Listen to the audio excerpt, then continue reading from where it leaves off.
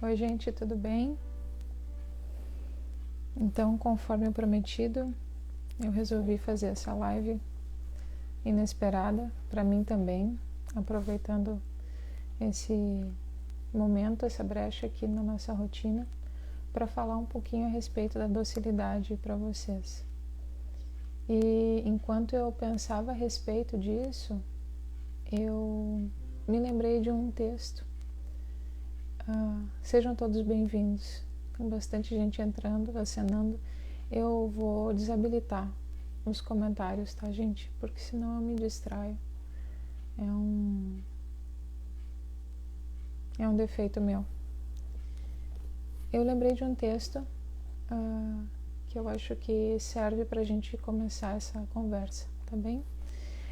Esse trechinho que eu vou ler para vocês faz parte desse livro aqui, ó, O Jovem Fazendeiro, da Laura Ingalls Wilder. Quem quiser, procure, porque vale muito a pena toda a coleção dela. Esse aqui é o segundo livro, onde ela conta a história do marido dela, a infância do marido dela. Então, lá pelas tantas diz assim: Almanzo é o nome do menino. Quando Almanzo entrava nos grandes celeiros, passava sempre pela pequena porta do curral dos cavalos. Gostava de cavalos. Ali ficavam eles, em suas baias espaçosas, limpos, lustrosos, de um marrom brilhante, com suas compridas caudas e crinas negras. Os cavalos trabalhadores, tranquilos e prudentes, ruminavam placidamente seu feno. Os de 3 anos enfiavam os focinhos através das grades e pareciam murmurar entre si. Então, suavemente, fungavam um sobre o pescoço do outro. Um deles fingia morder e todos relinchavam, rodopiavam e pulavam brincando. Os cavalos velhos viravam a cabeça e olhavam como avós para os netos. Mas os potros corriam animados em suas patas magras, olhando espantados. Todos conheciam Almanzo, esticavam as orelhas e seus olhos brilhavam suavemente quando o viam. Os de 3 anos avançavam sofregamente e enfiavam as cabeças para fora a fim de acariciá-lo com o focinho. Seus focinhos, com alguns poucos pelos duros, eram macios como veludo, e nas testas os pelos finos e curtos eram lisos como seda. Os pescoços arqueavam-se altivamente, firmes e redondos, e as crinas negras caíam sobre eles como pesadas franjas. Era possível passar a mão ao longo daqueles pescoços firmes e curvados, sentindo o calor que havia por baixo da crina. Mas Almanzo dificilmente se atrevia a fazê-lo. Não lhe permitiam tocar os belos cavalos de 3 anos. Não podia entrar em seus estábulos nem mesmo para limpá-los. Ele só tinha 8 anos, e o pai não o deixava lidar com os cavalos jovens ou com os potros. O pai ainda não confiava nele, porque os potros e os cavalos novos, não amansados, tornam-se não adestráveis com muita facilidade. Um menino que não entende do assunto podia assustar um cavalo novo ou aborrecê-lo, ou mesmo bater nele, e isso o estragaria. Aprenderia a morder, a pular e a odiar pessoas, e então nunca seria um bom cavalo. Eu lembro que quando eu li esse livro pela primeira vez para as crianças, alguns anos atrás, isso me marcou, tanto é que eu lembrei agora, tanto tempo depois, porque eu particularmente gosto muito de cavalos, mas nunca soube disso, né? Desse detalhe a respeito da criação de cavalos, que os potros eles não podem ser assustados, eles não podem ser maltratados, porque senão eles se tornam indóceis. E aqui eu chego ao assunto dessa live, que é a questão da docilidade. Não me surpreende em nada que tantas mulheres ao longo dos últimos tempos, não só ontem ou anteontem, mas já há várias semanas, tenham perguntado a respeito desse assunto, né? Primeiro porque eu me conheço e eu sei quem eu era, quem eu ainda sou, em alguma medida, né? Nós estamos todos a caminho. Então não me surpreende que tantas mulheres hoje tenham tanta dificuldade em adquirir essa virtude, em conseguir mesmo entendê-la, compreendê-la e então buscá-la, né?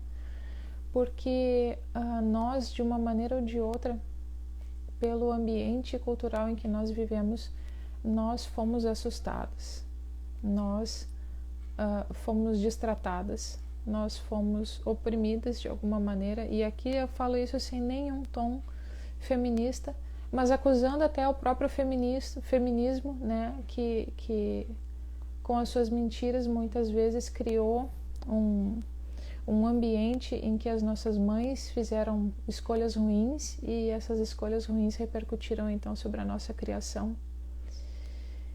E então eu quis começar citando esse texto, primeiro porque há um aspecto de natureza realmente, de criação, né, que nós compartilhamos com as demais criaturas por sermos todos frutos da criação de Deus. Então, nós, as mulheres dessa nossa geração, raramente são dóceis, porque, assim como esses potrinhos da história, né, quando mais jovens, foram destratadas, foram assustadas, apanharam, né? E por que isso nos torna indóceis? Porque a gente perde a confiança. E quando a gente perde a confiança, a gente fica com medo. E quando a gente fica com medo, a gente fica agressiva. E se isso acontece muitas vezes, se a gente acaba não conseguindo voltar ao normal, de uma vida segura, de uma vida tranquila, de uma vida em que nós podemos confiar nas pessoas que estão ao nosso redor, essa agressividade ela acaba se tornando mesmo uma segunda natureza. E nós passamos a agir agressivamente, rispidamente, de maneira automática, sem que a gente nem consiga se dar conta disso. Quando a gente vê, já aconteceu, né? Alguém nos interpela, algum filho nos pede alguma coisa, o marido comenta algo de uma determinada maneira e a nossa primeira reação já é uma patada, já é uma grosseria, já é uma coisa totalmente desproporcional, porque isso se tornou uma segunda natureza em nós. Porque nós não tivemos essa base de confiança, esse ambiente confiável, essa segurança, essa tranquilidade necessária para que essa natureza doce, que é caracteristicamente feminina, aflorasse em nós, né? Mas isso nós estamos falando só do âmbito meramente natural, meramente humano, e que nós também compartilhamos com os animais na medida em que somos também criaturas, né? Mas nós não somos só isso, né? Nós somos algo mais, nós estamos num andar intermediário entre os animais e os anjos, digamos assim, né? Então, ainda que hoje, não sei quem vai ouvir essa live, né? Mas ainda que hoje algumas de nós não tenhamos esse entorno que nos possibilite uma mudança de hábito, uma mudança de atitude, um esforço próprio nessa direção em busca da docilidade, isso não é o fim do processo, né? E as coisas não precisam acabar assim, nós não estamos condenadas a viver assim para sempre. E aqui então entra esse âmbito para além do meramente animal, que é o âmbito espiritual, né? Então, ainda que nós tenhamos, por exemplo, um marido instável, um marido grosseiro, um marido gastador, um marido infiel, e aqui eu estou focando mais na questão do matrimônio, porque isso para a mulher adulta é o relacionamento principal. Então, ainda que ao redor nós tenhamos problemas com os nossos pais, ou com parentes, ou com vizinhos, ou com filhos, quando o relacionamento do homem e da mulher está funcionando bem, ela consegue administrar com mais facilidade todo o resto. Então, por isso que eu foco aqui na questão do relacionamento com o marido, né? E então, ainda que nós não tenhamos no nosso cônjuge esse instrumento para transformação desse condicionamento ruim, né, dessa segunda natureza que nós adquirimos, essa natureza agressiva, ríspida, estúpida, de pavio curto, né? Isso não é o fim, como eu disse antes. As coisas não precisam ser assim. Tá, mas e daí, Camila, o que eu faço?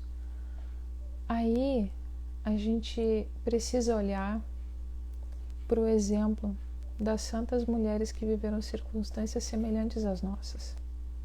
Nós precisamos olhar para Santa Rita, desculpe, precisamos olhar para Santa Mônica, que também não tinha um cônjuge em quem pudessem confiar, né? Ou porque podiam tomar uma bolacha se dessem uma resposta atravessada, ou porque eram traídas mesmo, ou porque o marido era violento, era gastador, enfim. Mas como é que essas mulheres conseguiam, né? Se elas não tinham, na circunstância concreta, considerando o âmbito puramente natural, elementos que as incentivassem, né? Que cultivassem nelas essa confiança, essa segurança. Porque elas não olharam simplesmente para o natural, né? Elas buscaram conhecer e amar a Deus. Nesse conhecimento, essa confiança que nasce desse conhecimento de Deus, então ele se torna o alicerce para a docilidade, né? É claro que é muito mais fácil quando tu tem um marido que te cura, que cuida de ti, né? Que te cerca, que te protege, que exclui, né? Que afasta os inimigos, que afasta as coisas ruins, que nos amedrontam, que tiram do nosso eixo, que nos atrapalham. É claro que sim, mas a verdade é que são poucas as que contam com esse tipo de auxílio. Mas nem por isso Deus nos desampara. O braço de Nosso Senhor não encurta, não enfraquece, ele não é descuidado, ele não é distraído, ele não é pouco poderoso para se fazer presente na nossa circunstância concreta. Então, numa busca pelo próprio Deus, por um relacionamento pessoal com o nosso Criador, com o nosso Salvador, com o nosso Redentor, com o nosso Senhor Jesus Cristo, então eu começo a perceber que toda a realidade está sujeita a Ele. Todas as coisas estão sob seu controle, sob seu domínio. E isso vai apaziguando o meu coração. E eu vou percebendo, então, conforme eu vou me relacionando, o meu conhecimento a respeito dele vai crescendo. E eu vou percebendo que ele é digno da minha confiança. E que, portanto, eu posso me abandonar na vontade dele. Eu posso confiar que aquilo que acontece comigo não é um acidente, não é uma vilania, não é uma maldade, mas na verdade é uma ocasião na qual eu posso me abrir a Ele e tentar ser dócil, tentar ser mansa, né? Na verdade, assim, desde o início a gente está usando essa palavra docilidade, mas se a gente transportar do nível assim psicológico, emocional, humano para o âmbito religioso, para o âmbito espiritual, nós estamos falando do fruto da mansidão. E esse é um fruto espiritual. Como eu disse, há circunstâncias que propiciam uma docilidade maior de caráter, né? Mas ainda assim, o negar-se a si mesmo é uma decisão espiritual.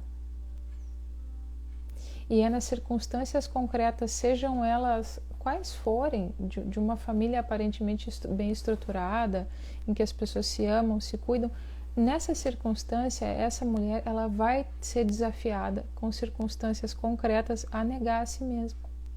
Assim como aquela que tem um entorno totalmente adverso, totalmente instável, violento, bagunçado, endividado, ela vai ter circunstâncias em que ela vai ter que negar a si mesma. E por que eu estou falando disso, né? Eu lembro daquela passagem lá do Evangelho de São Mateus, do capítulo 11, em que Nosso Senhor fala: Vinde a mim, todos vós que estáis cansados e sobrecarregados, e eu vos aliviarei. Tomai sobre vós o meu jugo e aprendei de mim, que sou manso e humilde de coração, e acharei descanso para as vossas almas. Então, ele é a mansidão, né? É a personificação, é a mansidão na sua forma mais perfeita, né? E é com ele que nós temos que aprender. E quando ele nos chama para si, ele diz que aquele que quiser ser discípulo dele tem que se negar, tem que tomar a sua cruz e tem que segui-lo rumo ao Calvário, né? Então, se nós desejamos ser dóceis, nós temos que fazer isso, seja lá qual for a nossa circunstância. Seja algo que aos olhos exteriores pareça um grande negar-se, seja um pequeno negar-se. O convite não muda, ele é sempre o mesmo. Mas cada realidade vai dar a proporção, vai dar a medida do sacrifício, né? E por isso nós não temos como julgar de fora quem se sacrifica mais, quem se sacrifica menos, porque nós não sabemos o que é exigido de cada um por Nosso Senhor, né? Então,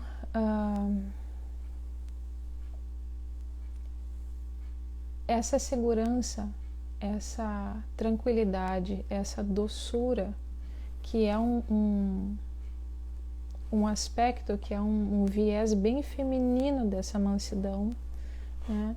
Tanto homens quanto mulheres são convidados à mansidão, mas eles vão vivê-la de maneiras distintas, né? Porque o homem tem um aspecto de agressividade constitutiva e necessária, porque o homem é chamado a proteger, né? Aqueles que são mais fracos e são indefesos, então as mulheres, as crianças, os idosos, os doentes.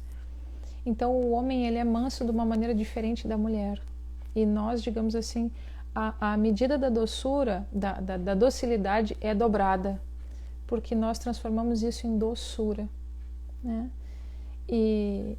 E não é difícil imaginar como isso é gostoso, porque quando, né, as coisas doces nos são agradáveis ao paladar. Mas não é uma doçura de quem é sonso, uma doçura de quem se deixa ser tratado como idiota. Não é isso.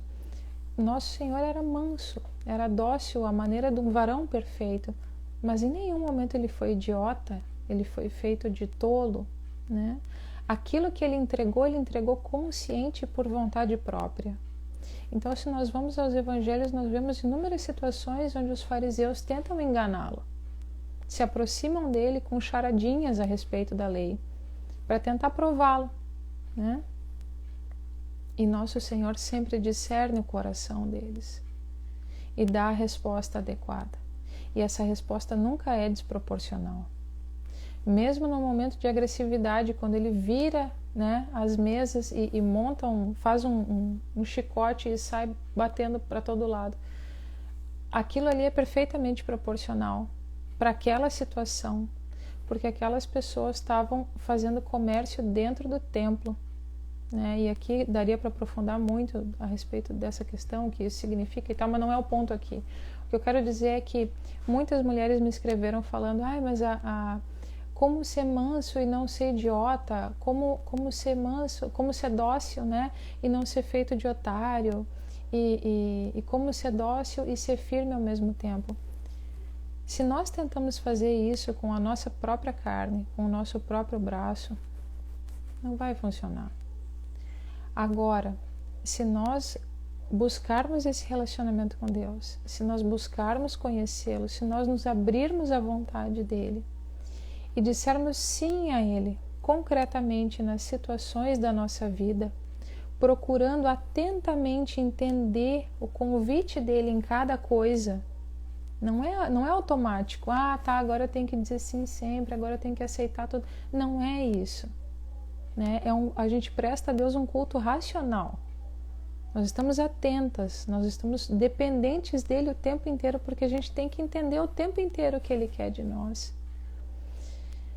Mas ao mesmo tempo isso é leve, isso é suave. Não é uma atenção que neurotiza, sabe? Que estressa, que não é isso. É espiritual. É um fruto do Espírito que só o próprio Espírito pode gerar em nós.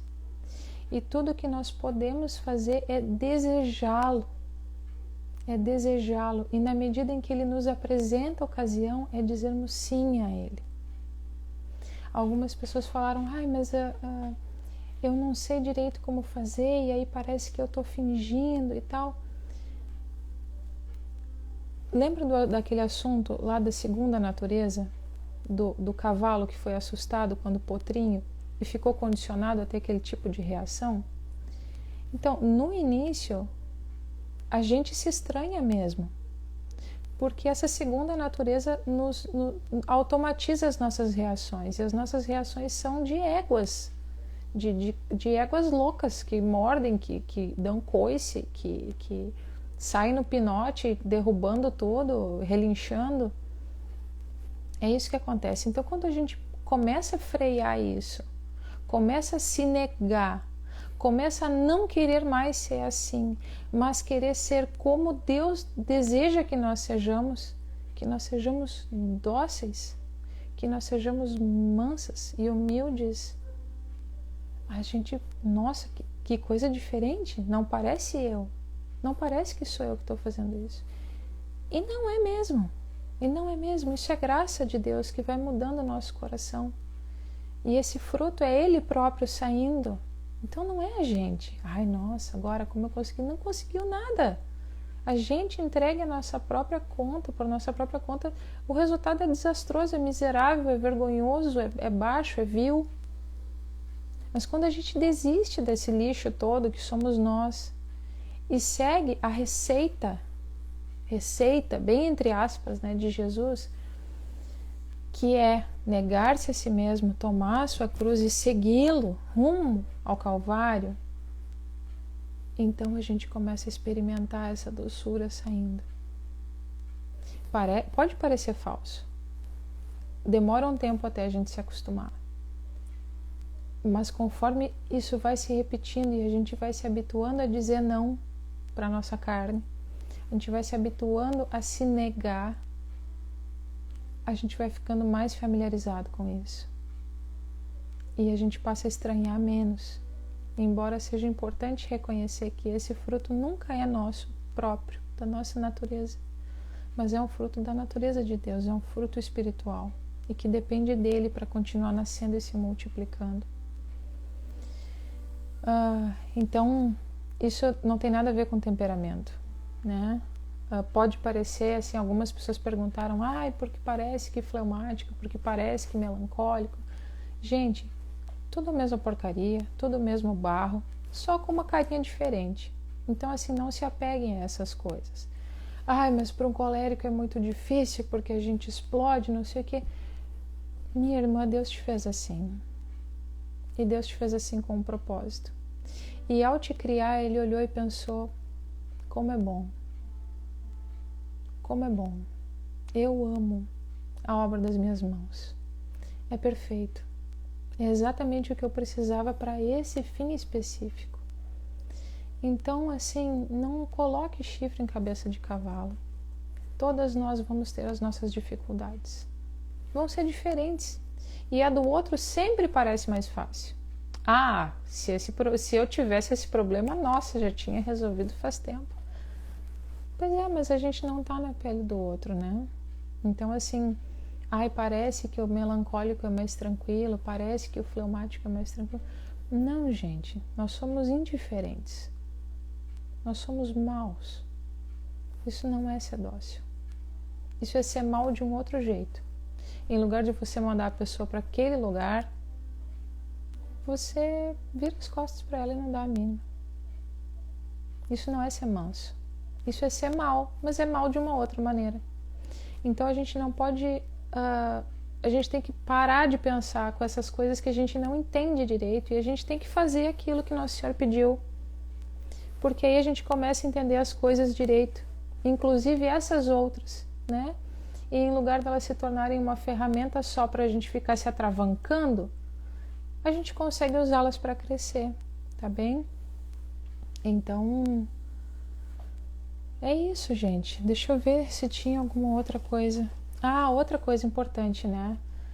Ah, mas nossa, eu tentei, mas eu não consigo. E, poxa, eu acho que isso não é pra mim, porque o meu trauma foi grande demais. Olha, a gente vive uma vida inteira com um monte de lixo dentro da gente, com um monte de hábito ruim, com um monte de mania, com um monte de condicionamento, com um monte de jeitos tortos de entender as coisas. Então, assim, custa um pouco, sim, conseguir vendo esse lixo todo, começar a se desapegar, começar a destralhar, para que algo novo comece a surgir. Então, no início, é normal ter mais derrota que vitória. É normal a gente ser confrontado com a frequência do fracasso. É normal. Porque é uma vida inteira fazendo tudo errado sem que ninguém nos dissesse como se faz o certo. É normal. O importante é não desistir. É não desistir, é perseverar. Até que essa perseverança, essa paciência, esse sofrimento, né, que essa situação toda vai gerando dentro de nós, faça brotar um fruto novo. E um desses frutos, que é resultado do relacionamento com o nosso Senhor, é a mansidão. E na mulher é uma dose dobrada, né? Porque é a doçura também. Então, conforme a gente caminha, aos poucos a gente vai virando o placar. Se no início a gente tem muitas derrotas, a gente mais erra do que acerta, se a gente é humilde para perseverar, para suplicar, para prosseguir, Deus vai invertendo esse placar. E a gente começa a acertar cada vez mais, até que a gente passa lá adiante, a gente começa a perceber, nossa, eu mais consigo do que deixo de conseguir. Eu mais acerto do que erro. Eu mais sou doce, mansa e paciente do que impaciente, estúpida, grossa. E isso é muito, muito bom. Uma mãe assim no seio da sua casa é uma fonte de alegria, é uma fonte de esperança. E não tem quem não queira ficar perto dessa mulher.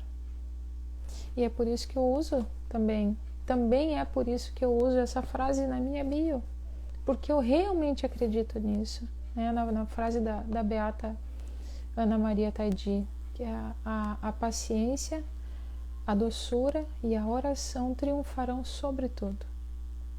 Porque mulheres doces, mulheres de oração, mulheres pacientes são irresistíveis. São irresistíveis. Assim era Nossa Senhora. E assim tudo que ela pede em nosso favor ela obtém. Tá bem, gente? Espero ter ajudado. Tá bom? Um abraço, fiquem com Deus.